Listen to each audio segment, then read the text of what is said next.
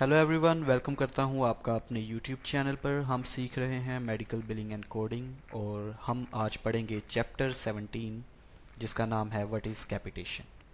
हम देखेंगे कैपिटेशन क्या होता है और कैपिटेशन के बेनिफिट्स क्या होते हैं। What is capitation? Capitation agreement is a contract between insurance companies and health care providers.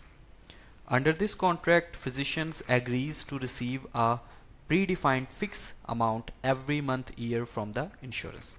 तो कैपिटेशन एग्रीमेंट होता है इंश्योरेंस और हेल्थ केयर प्रोवाइडर के दरमियान, और इस कॉन्ट्रैक्ट को देखते हुए वो दोनों इस बात से एग्री करते हैं कि हाँ, प्रोवाइडर को एक प्री डिफाइंड अमाउंट दी जाएगी हर मंथ या फिर ईयरली।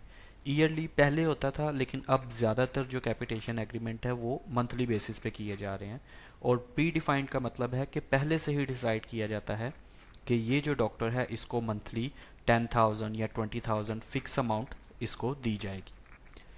फिर देखते हैं claims for these insurances patients are processed under capitation with zero allowable amount.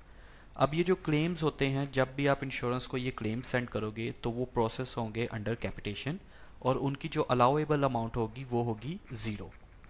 The reason code assigned for these capitated claims is CO24. Charges are covered under capitation agreement. तो जब भी आप कोई क्लेम सबमिट करेंगे insurance को, और अगर आपका प्रोवाइडर उस इंश्योरेंस के साथ कैपिटेटेड एग्रीमेंट में है, तो आपको एक डिनायल रिसीव होगा जो कि होगा CO24। Charges are covered under capitation agreement. तो जब आपको ये डिनायल रिसीव हो तो आपने फिर उस क्लेम को एडजस्ट करना है, नहीं। यही कहा जाता है हमें कि हाँ, अगर अगर आप बिलिंग कंपनी में काम कर रहे हैं तो जब भी आपके पास कैपिटेटेड का डिनाई आता है तो आपको आपके जो सीनियर्स है वो कहते हैं कि हाँ ठीक है, क्लेम को एडजस्ट कर दो, प्रोवाइडर का कैपिटेटेड एग्रीमेंट है। नहीं, आपने क्या करना है, आपने सबसे पहले तो इंश्योरेंस को कॉल करके कंफर्म करना है। अगर आप न्यू है तो अगर वो कहती है हाँ आपका कैपिटेटेड एग्रीमेंट है, फिर आपने अपने डॉक्टर ऑफिस से कंफर्म करना है, प्रोवाइडर से कंफर्म करना है कि क्या आपका कैपिटेटेड एग्रीमेंट है। अगर दोनों इस चीज़ को कंफर्म करें तो उसके बाद आप उन क्लेम्स के ऊपर काम कर सकते हैं, और फिर भी आपने क्लेम्स को एडजस्ट नहीं करना। आपने फिर ये पता करना है डॉक्टर की बैंक स्टेटमेंट से कि उसको मंथली कितनी पेमेंट रिसीव होती है अंडर कैपिटेशन एग्रीमेंट। तो अगर उसको 10,000 पेमेंट रिसीव होती है, या चले 15,000 उसको पेमेंट रिसीव होती है, तो फिर आपने उसको पोस्ट कैसे करना है ये लास्ट वाली एग्जांपल के बाद मैं आपको बताऊंगा। तो for example, physician having 150 patients with Cigna HMO will get lump sum amount of 15,000 if per patient price is fixed as $100। तो अगर आपके डॉक्टर का सिग्ना HMO इंश्योरेंस के साथ कैपिटेटेड एग्रीमेंट है और उसको मंथली इंश्योरेंस की तरफ से 15,000 पेमेंट आती है, और जो पर पेशेंट है उसका $100 फिक्स किया गया है, तो अगर आप नीचे एग्जांपल में देखें कि तो $100 multiply by 150 patients is equal to $15,000। तो अब अगर आपके डॉक्टर को 150 पेशेंट्स का $15,000 मंथली आ रहा है, ठीक है, तो हमने क्या करना है कि जब भी हमने पोस्टिंग करनी है, अब हमें पता है कि इस मंथ डॉक्टर ने सिग्ना इंश्योरेंस के 150 पेशेंट्स को चेक कर लिया, ठीक है। तो हमने क्या करना है कि वो जो 15,000 है उसको डिवाइड करना है जितने भी पेशेंट डॉक्टर ने चेक किए हैं, ठीक है। अगर 150 पेशेंट उसने चेक किए तो हमने 15,000 को डिवाइड करना है 150 पे, तो जो अमाउंट आएगी उसको फिर हमने पर पेशेंट पोस्ट कर देना उसके सीपीटी के अगेंस्ट। हमने उसको एडजस्ट नहीं करना, हमने वो $15,000 डॉक्टर की पेमेंट में पोस्ट करना है। नेक्स्ट पेज पे है बेनिफिट्स ऑफ कैपिटेशन। अब कैपिटेशन करने के बेनिफिट्स क्या हैं? सबसे पहले तो आपको मैं बता दूं कि दो तरह की कैपिटेशन होती है, एक होती है फिक्स्ड कैपिटेशन और रोलिंग कैपिटेशन। इनमें देखते हैं हम क्या बेनिफिट है।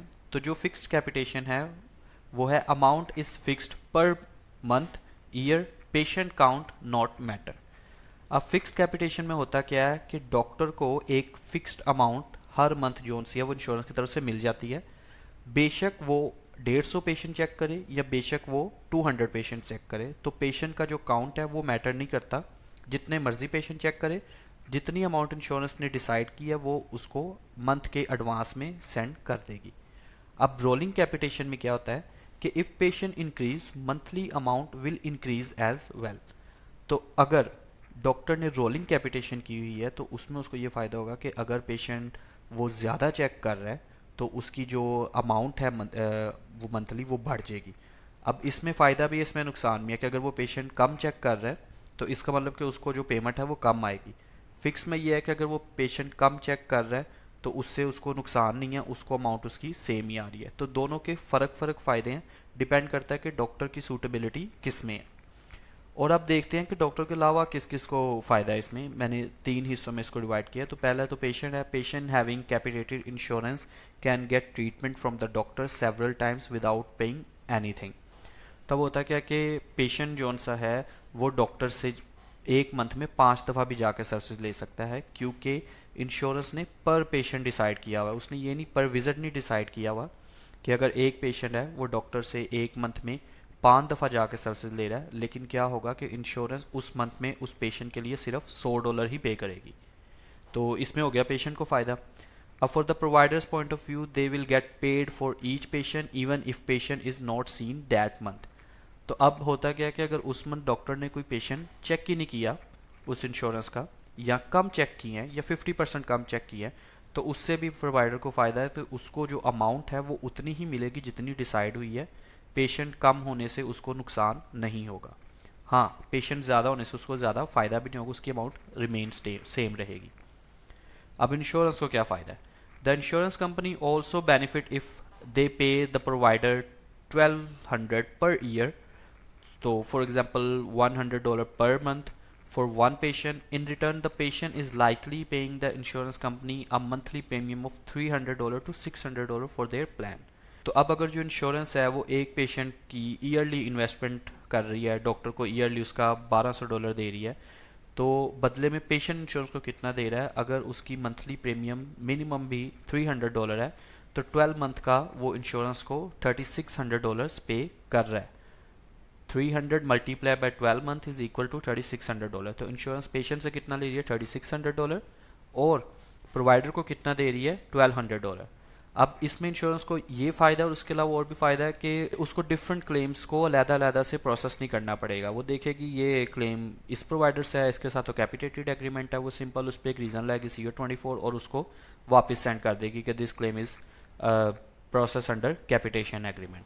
और प्रोवाइडर को इसमें ये फ़ायदा है कि वो अगर इंश्योरेंस को क्लेम ना भी सेंड करे तब भी उसको जो अमाउंट है वो मिलेगी, लेकिन for the record keeping purpose doctor insurance को क्लेम सेंड कर देता है।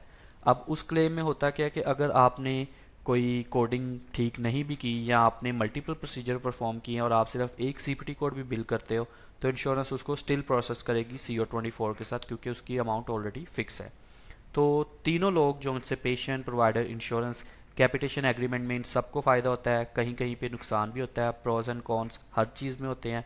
डिपेंड करता है आपकी सूटेबिलिटी पे और आप किस तरह से चीज़ों को देखते हैं। तो मुझे उम्मीद है कि आपको कैपिटेशन का कंसेप्ट समझ आ गया होगा।